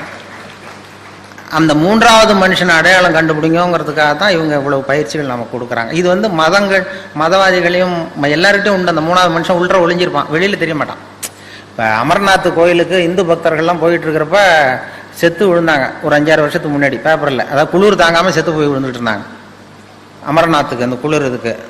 அப்போ வழியில் இருக்கிறவங்கெல்லாம் வீடுகள்லாம் திறந்து வச்சு இந்த சாவறதுக்கு போராடிக்கிட்டு இருக்கிற இந்து பக்தர்களெல்லாம் கூப்பிட்டுக்கிட்டு வந்து அதுக்கு போர்வை போற்றி கம்பளி போற்றி ஆகாரம் கொடுத்து அவங்கள பிழைக்க வச்சு திருப்பி அனுப்புனாங்க. அப்படி திருப்பி அனுப்புனவங்கலாம் அங்கே இருக்கிற முஸ்லீம்கள். அதுதான் அந்த 3வது மனுஷன், அவன் தான் 3வது மனுஷங்கிறது. அப்போ போய் அந்த மதம் இது அவன் பார்க்கல. அது மாதிரி அந்த 3வது மனிதன் அரசியல்வாதிகளுக்குள்ளேயும் இருக்கிறான், எல்லாருக்கிட்டையும் இருப்பாங்க. இப்போ ஸ்டாலின் வந்து இருக்காரு, மேயர், மெட்ராஸ் மேயர், அவர் வந்து பிறந்த நாள் வாழ்த்து சொல்கிறதுக்காக திருநெல்வேலி பக்கத்துலேருந்து நிறைய பேர் வந்துட்டு நாங்கள் ஒரு 8 வருஷத்துக்கு முன்னாடி எல்லாரும் வந்து பிறந்தநாள் வாழ்த்து சொல்லிட்டு திரும்பி போகிறாங்க. திண்டிவனத்துக்கு பக்கத்தில் ஒரு அந்த இளைஞர் அணி, திமுக இளைஞர் அணி வேன் கவுந்துட்டுது. 4-5 பேர் செத்து போட்டாங்க ஆக்சிடெண்ட்டில். சில பேர் உயிருக்கு போராடிட்டு இருக்கிறாங்க. ராத்திரி 11 மணிக்கு 12 மணிக்கு நடந்தது. எல்லாம் இடித்தவன் ஓடி போட்டான். அந்த நமக்கு எதுக்கு வம்புன்னு. அதுக்கப்புறம் வர்றவங்களும் திரும்பி பார்க்கல, இது நம்ம கோர்ட்டுக்கிட்டு அலையணும் அப்படின்னு சொல்லிட்டு போயிட்டாங்க. விடிய காலம் வந்து அந்த திண்டிவனத்தில் இருந்த இளைஞர்கள் சில பேர் ஓடி வந்திருக்கிறாங்க. அவங்க வந்து டீ குடிக்க வந்தவங்க. பார்த்தா ரோட்டில் கிடக்கு, வேன் கவுந்து கிடக்கு, திமுக கொடி பறக்குது. உள்ள சில பேர் செத்து கிடக்குறாங்க, சில பேர் சாவறதுக்கு போராடிக்கிட்டு இருக்கிறாங்க. இந்த இளைஞர்கள் டீ குடிக்க வந்த பசங்க ஓடி போய் அவங்கள பார்த்து உடனே அவங்கள பிடிச்சி இழுத்து காப்பாற்றி கொண்டு போய் ஆஸ்பத்திரியில் சேர்த்து அவங்களுக்கு வேண்டிய வைத்திய வசதியெல்லாம் பண்ணி கொடுத்து குடும்பத்திலேருந்து எல்லாம் குணம் கொடுத்து அப்புறம் அவங்க ஊருக்கு தண்டி கொடுத்து எல்லாரையும் வரவழைச்சி பரிபூர்ணமாக குணப்படுத்தி வீட்டுக்கு அனுப்புகிற வரைக்கும் அந்த இளைஞர்கள் துணையாக இருந்தாங்களாம். இதில் என்ன விஷயம்னா, அந்த கவிழ்ந்த அடிபட்டவன் பூரா திமுக இளைஞரணி, அதை காப்பாற்றினவங்க பூரா அதிமுக இளைஞரணி. அப்போ கேட்டாங்களாம், இது என்னடா அந்த கட்சிக்கு போய் நீ உதவி பண்ண, நமக்கு விரோதி இல்லையான்னு கேட்டிருக்கான் அந்த இவரை, இளைஞரணி தலைவர். கட்சி என்னடா கட்சி, மனுஷனை விட கட்சியாக முக்கியம் அப்படின்னாராம். இதுதான் அந்த 3வது மனுஷன். மதவாதிகளுக்குள்ளேயும் இருக்கிறான், அரசியல்வாதிக்குள்ளேயும் இருக்கிறான், விவரம் தெரியாத ஒரு ஆட்டோ டிரைவர் உள்ளேயும் இருக்கிறான். அவனுக்கெல்லாம் அப்பப்போ வெளியில் வரான். நாம் நிரந்தரமாக வெளியில் கொண்டு வரணும். தீவிரவாதிக்கு உள்ளேயும் அந்த 3வது மனுஷன். இப்போ இந்த இதில் மதுரையில் இமாம் அலி, ஐதர் அலின்னு 2 தீவிரவாதிகள் போலீஸையே சுட்டுவிட்டு ஓடி வந்தாங்க. போலீஸ்காரர் செத்து போட்டார். தப்பிக்கிறதுக்காக உயிருக்கு பயந்து ஓடி வராங்க. பின்னாடி துப்பாக்கியோடு ஓடி வருது போலீஸ். அப்போ அந்த பைபாஸ் ரோடு வழியாக வராங்க. வர்றப்ப அப்போ தான் ஸ்கூல் விட்டு சின்ன குழந்தைகள்லாம் தள்ளாடி முதுகில் பொசம் விட்டு வெளியில் வந்திருக்கு. ஸ்கூல் விடுற நேரம் இவன் துப்பாக்கிகளை துரத்திட்டு போகிறாங்க 2 தீவிரவாதிகளை. அப்போ இந்த பரபரப்பில் 2 பிள்ளைங்க தடுமாறி கீழே வந்துட்டு தான். அப்போ அந்த உயிருக்கு பயந்து ஓடிட்டு இருக்கிற அந்த தீவிரவாதிகள் இமாம் அலியும் ஐதர் அலியும் இந்த கீழே விழுந்த குழந்தைகளை தூக்கி கொண்டு போய் ஓரத்தில் வச்சுட்டு அப்புறம் ஓடினான். அதுதான் 3வது மனுஷன். இந்த 3வது மனிதனை அடையாளம் கண்டுகொள்ளுங்கள் அப்படிங்கிறது தான் இங்கே நாம், அதுக்காக தான் இந்த இவ்வளவு முயற்சியெலாம் நடக்கிறது. நமக்குள்ளே ஒருத்தர் இருக்கிற அந்த 3வது மனிதனை அடையாளம் கண்டுபிடிச்சி வெளியில் கொண்டு வரணும். அப்போ தான் அதை கண்டுபிடிச்சிட்டா உலகம் இன்பமயமாக இருக்குங்கிறது தான் இது. வேறு கடவுள் அங்கே எங்கே தேடிட்டு இருக்கா, உள்ளே இருக்கிற அவன் தான் கடவுள். உள்ளே இருக்கிறான் பாருங்கள் அந்த 3வது மனுஷன், அவன் தான் அந்த இறைவன் கட்டான். இப்போ வந்து மதம் தான் ரொம்ப கடவுளுக்காக கவலைப்படுறது, மனுஷன் கூட கவலைப்படுறதில்லை. மதங்கள் தான் அதிகமாக கடவுளை பற்றி கவலைப்பட்டு ஒருத்தனுக்கு என்ன, ஒருத்தருக்கு ஒரு அப்பா தானே இருக்க முடியும். ஒருத்தன் அதோ போகிறாரு, அது யாரான்னு கேட்குறீங்க. ஒரு பையனை எங்கள் அப்பாங்கிறான். அதோ போகிறாரு, அவர் யாரானா அதுவும் எங்கள் அப்பான்னா சொல்லுவோம். ஆனால் இன்றைக்கி மதவாதிகள், இப்போ நாம் மனிதர்களை தான் சொல்லிகிட்டு இருக்கிறோம். உலகத்தை படைத்தவன் ஒருத்தன் என்ன ஒரு சக்தினா அது அவனும் அங்கே ஒருத்தர் இருக்கார், இங்கே ஒருத்தர் இருக்கார், அவர் ஒரு அப்பா இவர் ஒரு அப்பான்னு சொல்லிகிட்டு இருக்க முடியாது. ஒரு தெருவில் 2 பேர் சண்டை போட்டுக்கிட்டு இருந்தானோ, ஒருத்தன் மூஞ்சியில் ஒருத்தன் குத்திக்கிட்டு இருந்திருக்கான். ரொம்ப கடுமையாக சண்டை 2 பேருக்கு இடையில, தெருவில் நடுத்தெருவில் சுற்றி நின்று வேடிக்கை பார்க்குது கும்பல், வேடிக்கை பார்க்குது. அப்போ ஒரு பையன் ஒதுங்கி நின்றுருக்கான். அந்த வழியாக வந்தவர் கேட்டிருக்காரு, என்னப்பா அங்கே நடக்குது சண்டை அப்படின்னா, ஒன்றும் இல்லை, எங்கள் அப்பாவுக்கும் இன்னொருத்தருக்கும் சண்டை உள்ற, அதை எல்லோரும் வேடிக்கை பார்க்குறாங்க, நான் ஒதுங்கி நிற்கிறேன், எங்கள் அப்பாவுக்கும் இன்னொருத்தருக்கும் தான் சண்டை நடக்குது உள்றேன்றான் அந்த பையன். அப்போ அந்த விசாரித்த பெரியவர் கேட்டிருக்காரு, சரிப்பா அந்த 2 பேரில் யாரா அவங்க அப்பான்னு கேட்டிருக்காரு. சண்டையே அதுக்காக தான் நடந்துகிட்ருக்கு அப்படின்னா. இப்போ நாம் இந்த மதவாதிகள் போடுகிற சண்டைக்கும் அதுக்கும் என்ன வித்தியாசம் இருக்குது? நாம் போடுற சண்டை அதே மாதிரி சண்டை தான், மதவாதிகள் போடுற சண்டை. அந்த அளவுக்கு நம்ம மனசை நம்மளுக்கு எடுத்துருக்கு அப்படிங்கிறது தான் மன தூய்மைங்கிறது வேணும். மனசு எதிலிருந்து விலகி இருக்கிறதோ அதிலிருந்து துன்பம் இல்லை அப்படின்னு திருவள்ளுவர் சொல்லுது. எனக்கு நிம்மதி வேணும், சந்தோஷம் வேணும்னு ஒரு பெரியவர்கிட்ட வந்தானா ஒருத்தன் ஆசிரமத்தை தேடி. எனக்கு நிம்மதியே கிடைக்க மாட்டேங்குது, நீ படுறா, உனக்கு என்ன காரணம் சொல்கிறேன்னு இந்த ராத்திரி இங்கே படு, காலையில் உனக்கு சொல்கிறேன் அப்படின்னு படுக்க வச்சார். படுக்கையெல்லாம் கொடுத்து பெட்டு தலைவெல்லாம் கொடுத்தாரு. படுத்து தூங்கினான் நிம்மதியாக. மறுநாள் எழுந்திரிச்சான். இவர் வந்தார். அந்த குரு எழுந்துடுறா அப்படின்னா எழுந்திரிச்சான். அந்த தலைவனையை தூக்குனார். தலைவனை தூக்குனா உள்ளேருந்து ஒரு நல்ல பாம்பு படம் எடுக்குது. இவரே கொண்டு வந்து வச்சிருக்காரு ராத்திரி நல்ல பாம்பை. அவன் அப்படியே அலறிட்டு ஓடி வந்துட்டான். அப்போ கேட்டாரான், ஏண்டா ஒரு நல்ல பாம்பை தலைக்கு அடியில் வச்சுக்கிட்டு எப்படி உன்னால் நிம்மதியாக தூங்க முடிஞ்சுது? ராத்திரி பூரா நிம்மதியாக தூங்கியிருக்க, நல்ல பாம்பு உன் தலைக்கு பக்கத்துலேயே இருக்குது, அதை வச்சுக்கிட்டு எப்படிடா நீ தூங்கினேன் அப்படின்னு கேட்டாரான். அது இருக்கிறது எனக்கு தெரியாதுங்க, அதனால் தூங்கினேன், என் மனசு அதிலிருந்து விலகி இருந்தது, அதனால் நிம்மதியாக இருந்தேன் நான். அதுதான் மனது எதிலிருந்து விலகி இருக்கிறதோ அதிலிருந்து நீங்கள் நிம்மதியாக இருப்பீர்கள் அப்படிங்கிறது தான். இதெல்லாம் மனதை புரிந்து கொள்ளுகிற போது தான் இந்த கருத்தில் நமக்கு தெரியும். மனசை அடக்க நினைக்கிறவனுக்கு இதெல்லாம் தேவையில்லை. அவன் கண்ணையும் காதையும் இது கட்டிகிட்டு இருந்தானா போகிறோம், அந்த முயற்சி வேண்டியதில்லை. மனதை புரிந்து கொள்ளுங்கள்னு சொல்கிறது அதுதான். மனதை புரிந்து கொள்ள முயற்சி செய்யுங்கள் அப்படிங்கிறது தான் இவங்க இந்த இதில். அதனால் நம்ம இன்னைக்கு எத்தனையோ இதெல்லாம் பண்ணிகிட்டு இருக்கிறோம். நிறைய போர், சண்டை, உலக யுத்த அபாயம், அது இதுன்ட்டு எத்தனையோ சண்டைகள். இதில் மதவாதிகள் சண்டை வேறு. இதெல்லாம் இதுக்கெல்லாம் அந்த 3வது மனுஷன் வெளில வந்தால் தான் நாம் சரியாக வாழ முடியுங்கிறது தான் முக்கியம். ஒரு ஒரு இதில் ஒரு சிவன் கோயிலில் ஒரு புறாவெல்லாம் இருந்துதான். ஒரு சிவன் கோயிலில் மாடங்கள்லாம் இருந்தது, அதில் சில புறாக்கள்லாம் இருந்துதான். திடீர்னு அந்த சிவன் கோயிலுக்கு கும்பாபிஷேகம் வந்தது. உடனே வெள்ளை அடிக்க ஆரம்பித்தாங்க. உடனே அந்த புறாவெல்லாம் இடத்த மாற்றணுமே, இங்கே இருந்தால் இனிமேல் ஆயக்கில்லை, நம்ம இடத்த மாற்றணுமேனு போயிருக்கு. எங்கே போகலான்னு பார்த்தா எதிர்த்தாப்புல ஒரு சர்ச் இருந்ததுதான், மாதா கோயில். அங்கே சில புறாவெல்லாம் இருந்தது மாடத்தில், சில மாடங்கள் காலியாக இருந்தது. இந்த சிவன் கோயில் புறாவெல்லாம் ஓடி போய் அங்கே உட்காந்துக்கிட்டு. இது சிவன் கோயிலில் வெள்ளடிக்க ஆரம்பிச்சிட்டாங்க கும்பாபிஷேகத்துக்கு. அங்கே போனதுக்கப்புறம் அங்கே கிறிஸ்துமஸ் வந்தது, அங்கேயும் வெள்ளடிக்க ஆரம்பித்தான். கிறிஸ்துமஸ் சர்ச்சுக்கு வெள்ளடிச்சு புதுப்பிக்க ஆரம்பிச்சது. என்னடா இங்கேயும் தங்க முடியலையேன்னு இந்த 2 செட்டு புறாவும் புறப்பட்டு வேறு இடத்துக்கு போகணுன்னு பார்த்து தான் போனால் அங்கே ஒரு பள்ளிவாசலில் சில புறா இருக்குது, அங்கே கொஞ்சம் காலியாக இருந்தது. இந்த சிவன் கோயிலேருந்து போனது, இந்த மாதா கோயிலேருந்து போன புறா எல்லாம் சேர்ந்து அந்த பள்ளிவாசலில் போய் அந்த புறாவோட சேர்ந்து உட்காந்துக்கிட்டு. அங்கே போனால் அங்கேயும் தொந்தரவு வந்தது. என்ன தொந்தரவுன்னா அங்கேயும் ரம்சான் வந்தது, அதை புதுப்பிக்க ஆரம்பித்தாங்க. இது என்னடா இங்கேயும் தங்க முடியல, எங்கே போகிறதுன்னு பார்த்தது எல்லாம் 3 செட்டு புறாவும். அதுக்குள்ளே அந்த சிவன் கோயில் கும்பாபிஷேகம் முடிஞ்சு போச்சு. சரி அங்கே போய் தங்கிக்கொண்டு சிவன் கோயிலில் போய் எல்லாம் உட்காந்துக்கிட்டு இருக்கு. இப்படி இருக்கும்பொழுது திடீர்னு கீழே ஒரே கலாட்டா பூமியில். இந்த குஞ்சு புறாவெல்லாம் எட்டி பார்க்குது. ஒரு குஞ்சு புறாவும் தாய் புறாவுக்கு பக்கத்தில் உட்காந்துட்டு எட்டி பார்த்தான். இந்த மனுஷனுக்கெல்லாம் என்ன ஆச்சு இப்போ அப்படின்னு கேட்டிருக்கு. அவனுக்கெல்லாம் மதம் பிடிச்சிருக்கு அப்படின்னு தான் அந்த அம்மா புறா. மதம் பிடிக்கிறதுனா என்னன்னு கேட்டிருக்கு. இதுதான் மத கலவரம்னு பேர். இதனால தான் ஒருத்தன் சுட்டுக்கிறான், வெட்டிக்கிறான் அப்படின்னா நமக்கெல்லாம் மதம் பிடிக்காதா அப்படின்னு கேட்டுதான். நமக்கு பிடிக்காது ஏன் அப்படின்னு கேட்டிருக்கு அந்த குஞ்சு புறா. அப்போ அந்த தாய் புறா சொல்லிச்சான், அந்த பாரு மனுஷனுக்கும் நமக்கு அந்த வித்தியாசம். இப்போ நாமெல்லாம் இங்கே சிவன் கோயிலில் இருந்தாலும் நம்ம பேர் புறாதான், மாதா கோயிலுக்கு போனாலும் புறாதான், பள்ளிவாசலுக்கு போனாலும் புறாதான். ஆனால் அவன் அப்படி இல்லை, மனுஷன் இங்கே இருக்கிற வரைக்கும் இந்துன்னு சொல்லிகிட்டு இருப்பான். அங்கே போனால் கிறிஸ்தவன்மா, அங்கே போனால் முஸ்லீம்மா, அதனால தான் அப்படி வெட்டிட்டு நிற்கிறான் அப்படின்னு தான் தாய் புறா. அப்போ குஞ்சு புறா கேட்டோம், அப்படின்னா அவங்கள விட நாம் ரொம்ப உயர்வாக தெரியுதே அப்படின்னு தான். உண்மைதான். அதனால தான் அவனை விட உயர்வான இடத்துல நாம் இருக்கிறோம், நம்மளை விட தாழ்வான இடத்துல அவன் இருக்கிறான். அப்படின்னு சொல்லிச்சான். ஒரு புறா கிட்ட கற்றுக்க வேண்டியிருக்கு நாம். மனுஷன்னா ஆறறிவு எல்லாம் சொல்லிக்கிட்டு அதுக்கிட்ட நாம் வந்து அமைதியையும் சமாதானத்தையும் கற்றுக்கணும்னு சொல்லி பண்ணிகிட்டு இருக்கிறோம். அப்படி வந்து அந்த அளவுக்கு நம்முடைய நிலைமை மாறி இருக்குன்னா இதுக்கு இது மாதிரியான இயக்கங்கள், இது மாதிரி மனசை செம்மைப்படுத்துகிற விஷயம்தான் நிறையா வர வேண்டியிருக்குது. ஏன்னா மனுஷன் வந்து எப்படிலாம் நடந்துக்குவான், என்ன பண்ணுவான்னு சொல்ல முடியாது. எந்த நேரம் எப்படி நடப்பான், என்ன ஏது. வாழும்போதே செத்து போகிறவர்கள் செத்த பிறகு வாழ்ந்து கொண்டிருப்பார்கள்ல. நம்ம வாழும்போதே செத்து போகிற சில நோயாளிகள் உண்டு. ஒரு சராசரி மனுஷன் அவன் போய் ஒரு டாக்டர்கிட்ட, ஒரு மனநோய் டாக்டர்கிட்ட போனானா, என்னடா உனக்கு பிரச்சனைன்னு கேட்டிருக்காரு. அவர், நான் செத்து போட்டேன் டாக்டர். அவர் நினச்சிட்டார் இது வாழும்போதே செத்து போகிறவர்கள் சொல்கிறாங்களே அந்த ஞானியை அவர் இருப்பாரோ அப்படின்னு சொல்லி, என்னடா சொல்கிறேன், இல்லை உயிரோட தாண்டா இருக்கேன்னா, இல்லை டாக்டர் நான் செத்து போட்டேன், யாரும் நம்ப மாட்டேங்கிறாங்க, நீங்கள் வந்து மனநோய் டாக்டர், உளவியல் டாக்டர், நீங்களாவது நம்புவீங்க, அதனால தான் உங்ககிட்ட வந்து சொல்கிறேன் அப்படின்றான். அவர் புரிஞ்சுக்கிட்டார், சரி வர வேண்டிய கேஸ் தான், இவனை வந்து உயிரோடு இருக்கிறான்னு நம்ப வைக்கணும், என்ன பண்ணுறது அப்படின்னு சொல்லி தப்பாடுறா. உயிரோடு இருக்கிறவங்க பேசுவாங்க, செத்து போனவன் பேச மாட்டான்.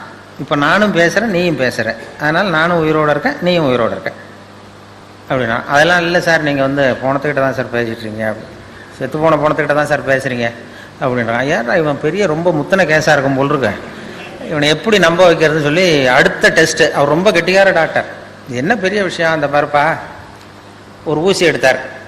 உயிரோடு இருக்கிற உடம்புல ரத்தம் ஓடும் இல்லையா, செத்து போன உடம்புலேருந்து ரத்தம் எடுக்க முடியாது, ஒத்துக்கிறியா? நான் ஒத்துக்கிறேன்றான். அப்படி வா வழிக்கு அப்படின்னு சொல்லி ஒரு டாக்டர் கொஞ்சம் தைரியம் வந்து ஒரு ஊசி எடுத்தார். அவர் தன்னுடைய கையில் லேசாக குத்திவிட்டு காட்டினார், தபார் ரத்தம் வருதா, வருது, ஓ விரல கொடு அப்படின்னு சொல்லி அவன் விரல கொடுத்து ஒரு குத்தி, தபார் ரத்தம் வருது, 2 பேர் கையில் ரத்தம் வருது இல்லையா, அதனால் உயிரோடு இருக்கும், எப்படி அப்படின்ட்டுருக்கார். நீங்கள் உண்மையிலேயே ரொம்ப திறமையான டாக்டர் தான் சார் அப்படின்ட்டுருக்கான். எப்படிடா சொல்கிற அப்படின்னா, ஒன்றும் இல்லை, ஒரு செத்து போன உடம்புலேயே ரத்தத்தை எடுக்கிறீங்களே அப்படின்னா, அவன் எந்த காலத்தில் பிழைக்கிறத? இப்படி வாழும்போதே செத்து போகிறவர்கள் நம்மவர்கள் இப்படி தான் இருக்கிறாங்க. அந்த விழிப்பு உணர்ச்சி எப்போ வருங்கிறது சொல்ல முடியாது. அதனால் அந்த விழிப்பு உணர்ச்சி தான் நமக்கு தேவைங்கிறது ரொம்ப முக்கியம். அதை விட இங்கே அடுத்து, அதாவது ஐயா அருள் தந்தையினுடைய உபதேசமே என்னன்னா, நீ யாருக்கும் இடைஞ்சல் பண்ணாதே, யாருக்கும் இடைஞ்சலாக இருக்காதே அப்படின்னு. அப்படி இருந்தும் ஒரு 3/4 மணி நேரம் உங்களுக்கு இடைஞ்சல் கொடுத்துட்டு இருக்கேன். அதனால் அதை விட என்னென்ன பேசுறதும் ஒரு பெரிய, பேசியே கூட கொலை செய்யலாம், கொலை குற்றம் கூட சாட்டப்படலாம். பேச்சு ஒரு பெரிய ஒரு இளைஞன் வந்து வாழ்க்கையிலே வெறுத்து போய் தண்டவாளத்தில் போய் தலையை வச்சு படுத்தானா, வாழ்க்கையில் யாரும் உதவி பண்ண மாட்டேங்கிறாங்கன்னு. திரும்பி பார்க்குறான், 2 பக்கமும் ரயிலே வரல. என்னடா ரயில் கூட வர மாட்டேங்குதுன்னா, ஒரு கூட்டம் நடந்துகிட்டு இருக்கு, ஒரு பேச்சாளர் பேசிகிட்டு இருக்கார் ஒரு மைதானத்தில். சரி கொஞ்ச நேரம் போய் அவர் பேச்சை கேட்போம், அப்புறம் வந்து இங்கே படுத்துருவோம் அப்படின்ட்டு போனால், அங்கே ஒரு 2000 பேர் உட்காந்துருக்குறாங்க, பேச்சாளர் பேசிகிட்டு இருக்கார், வாழ்க்கையில் தன்னம்பிக்கை ரொம்ப அவசியம்னு. பேசி முடித்ததும் எல்லோரும் கலைஞ்சி போயிட்டாங்க. இவன் மெதுவாக அந்த பேச்சாளர்கிட்ட போனான், சார் கொஞ்சம் உங்ககிட்ட பேசணுன்னு இருக்கான். என்னடான் இருக்கார், நான் வந்து உங்கள் தற்கொலை பண்ணிக்கிறேங்கிற எண்ணத்தோடு நான் தண்டவாளத்தில் வந்து தலையை வச்சு படுத்திருந்தேன், உங்கள் பேச்சு சத்தம் கேட்டது, அதனால் நான் வந்து உங்கள் பேச்சை கேட்டேன் ஒரு 2 மணி நேரம். உங்கள் பேச்சை கேட்டதும் இனிமேல் நான் வந்து தற்கொலை பண்ணிக்கிறது இல்லைங்கிற முடிவுக்கு வந்துட்டேன், வாழணுங்கிற ஒரு ஆசை வந்துட்டுது எனக்கு. அவருக்கு ரொம்ப பெருமையாக இருந்தது. இதுதான் ஒரு பேச்சினுடைய இலக்கணம். நீ இப்படி வந்துட்டு எப்படி இந்த முடிவுக்கு வந்தேன்னு கேட்டிருக்காரு. உங்கள் பேச்சை எவ்வளோ பேர் சார் கேட்டாங்க இங்கே அப்படின்னா, ஒரு 2000 பேர் கேட்டாங்கப்பா அப்படின்னாராம். அப்போ இவன் சொன்னானா, ஒரு 2000 பேரை ஒரே நேரத்தில் சாகடிக்கிற நீ உயிரோடு இருக்கிறப்போ நான் எதுக்கு சார் சாகணும், நான் இனிமேல் சாக மாட்டேன் சார் போட்டான். ஏதோ ஒரு நம்பிக்கை வருது பாருங்கள். இப்போ அது மாதிரி ஒரு நம்பிக்கை வந்தாலும் போகிறோம் என் பேச்சை கேட்டு. அதுதான் அவர் அழகர் ராமானுஜன் வித்தியாசமாக பேசுன்னு சொன்னார். வித்தியாசம், அதான் அவங்கெல்லாம் விவரமாக பேசிட்டாங்க, நீ வந்து வித்தியாசமாக பேசு அப்படிங்கிறது மாதிரி. சகிப்புத்தன்மைங்கிறது ரொம்ப அவசியம். இது மாதிரி நேரத்தில் சகிப்புத்தன்மையை நாம் வளர்த்துக்கலாம். நல்ல பண்புகளை வளர்க்குறதுக்கு இது மாதிரி சந்தர்ப்பத்தை பயன்படுத்திக்கணும். சகிப்புத்தன்மைங்கிறது சர்வதேச சகிப்புத்தன்மை ஆண்டுன்னே கொண்டாடினாங்க 1995ஆம் வருஷம். சர்வதேச சகிப்புத்தன்மை ஆண்டு. நாடுகளுக்கு இடையில் சகிப்புத்தன்மை வேணும், மனிதர்களுக்கு இடையில் சகிப்புத்தன்மை வேணும் அப்படின்லாம் கொண்டாடினாங்க. அந்த சகிப்புத்தன்மை என்னென்னா, ஒரு சொல்லுவாங்க, ஒரு டாக்டர் ரூமில் உட்காந்துருந்தார் அவர் ஆஸ்பத்திரியில். டாக்டர் ரூமுக்கு வெளியில் வரிசையாக பெஞ்சு போட்டிருக்கு, 40 பேர் வரிசையாக உட்காந்துருக்கான் டாக்டரை பார்க்குறதுக்கு க்யூவில். 40 பேர் சட்டையும் கட்டி சுட்டி சுட்டி வச்சுருக்கான் பக்கத்தில். 40 பேர் வாயிலையும் 40 தெர்மாமீட்டர் இருக்குது. 40 பேரும் தெர்மாமீட்டரோட மேல் சட்டையை கட்டி சுருட்டி வச்சுட்டு அப்படியே வரிசையாக உட்காந்துருக்கான். எதுக்கு வந்தால் எல்லாரும் ஒரே வியாதிக்கு வந்தது மாதிரி. அந்த தெருவில் ஒருத்தர் காலண்டர் மாட்டுறதுக்கு ஆணி அடிச்சிருக்காரு, விரல் நசுக்கி போச்சு. உடனே நம்ம தெரு டாக்டர் தானேன்னு வந்து, டாக்டர் இதில் கொஞ்சம் விரல் ஏதாவது வச்சு விடுங்க அப்படின்னு சிஸ்டர்னு அந்த நர்ஸிட்ட கேட்டிருக்கான். அதெல்லாம் முடியாது, நீ 41வது ஆளாக உட்காரு. எதுக்கு விரல் தானே சிஸ்டர், அதெல்லாம் தெரியாது உட்காருன்னு உட்காந்தான். சட்டையை கேட்டுன்னு இருக்கு. எதுக்கு சிஸ்டர் சட்டை விரல் தானே இருக்கான், அதெல்லாம் பேசப்படாது, சட்டையை கேட்டுணும் எல்லாரையும் பாரு, எல்லாம் சட்டை இல்லாமல் இருக்கு. மறுபடியும் சட்டையை கட்டி வச்சான். வாயை திறந்தான், தெர்மாமீட்டர் வச்சுட்டு ஓடி போச்சு. இவன் தெர்மாமீட்டர் வச்சுட்டு யோசிக்கிறான், எதுக்கு தெர்மாமீட்டர் வச்சு பார்க்குறாங்க, இவங்க விரல்லாம் இதே கேஸா அப்படின்னு எட்டி பார்க்குறான். அவன் விரல்லாம் நல்லா இருக்கு. சரி எதுக்குடா வந்தேன்னு கேட்கணும்னா வாயை திறக்க முடியல. அவனும் ஏதோ சொல்லணும்னு நினைக்கிறான். இந்த 40 பேரும் ஏதோ பேசுறதுக்கு தயாராக இருக்கான், ஆனால் வாயை திறக்க முடியல. கண்ணு செவந்திருக்கு, வாய் பலூன் மாதிரி உப்பிருக்கு. சகிச்சுட்டு உட்காந்துருக்கான். ஒரு 15 நிமிஷம் கழித்து அந்த அம்மா நர்ஸு ஓடி வந்து ஒரு தெர்மாமீட்டராக எடுத்து அந்த தெர்மாமீட்டருக்கு டெம்பரேச்சர்லாம் குறித்து டாக்டர் ரூமுக்கு ஓடி போச்சு. அதுக்கப்புறம் இவன் பேச ஆரம்பித்தான். 41வது ஆள் விரல் நசிக்கிட்டு வந்தானே, இது என்ன டாக்டரா என்னன்னு எனக்கு சந்தேகமாக இருக்குது, எதுக்கு தெர்மாமீட்டர் வச்சு பார்க்குறதுனே ஒரு விவரம் இல்லாமல் போச்சு, இதை நான் சும்மா விட மாட்டேன், இவ்வளோ நேரம் என்னை வேஸ்ட் பண்ணி விட்டாங்க ஒரு சாதாரண காயத்துக்கு, ஒன்று கத்த ஆரம்பித்தான். இது ரொம்ப அக்கிரமம், அநியாயம்னு. அப்போ இதுக்கு முந்தின ஆள் இருக்கானே 40வது ஆள், அவன் அட்வைஸ் பண்ணுறான், இதை பாருப்பா, இது சர்வதேச சகிப்புத்தன்மை ஆண்டு. சகிப்புத்தன்மை இது மாதிரி இடத்துல தான் நாம் வளர்த்துக்கணும். இப்போ என்ன தெர்மாமீட்டர் வச்சு பார்த்துக்கா இப்படிலாம் வந்து துள்ளுறான் அனாவசியமாக, அதிக பிரசித்தனமாக அப்படி துள்ளாத, கொஞ்ச நேரம் மரியாதையாக வாழை சுட்டிட்டு உட்கார் அப்படின்றான். அப்படி சொன்னதும் அவனுக்கு இன்னும் கோவம் வந்துட்டுது. வாழை சுட்டிட்டு உட்காரான்னு சொன்னதும் 41 இன்னும் கோவம் வந்துடுது. எனக்கு இவ்வளோ புத்தி சொல்றியடா, நீ எதுக்கடா வந்தேன்னு கேட்டான். நான் தபால் கொடுக்க வந்தவையா,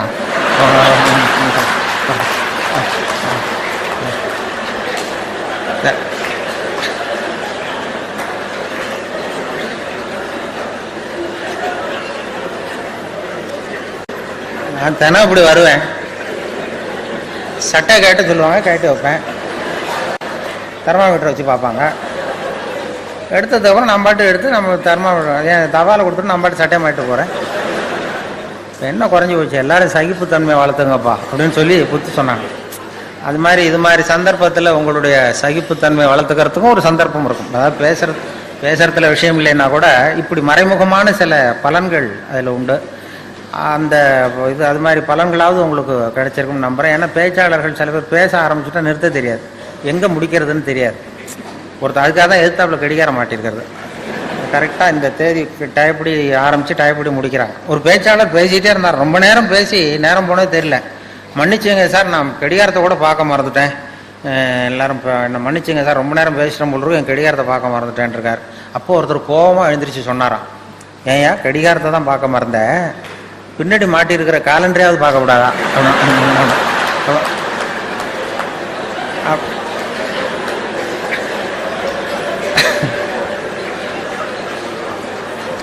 அப்படின்னா அவன் வாரக்கணக்கில் பேசிக்கிட்டு இருந்திருக்கான். அப்படி ஆகிடும்.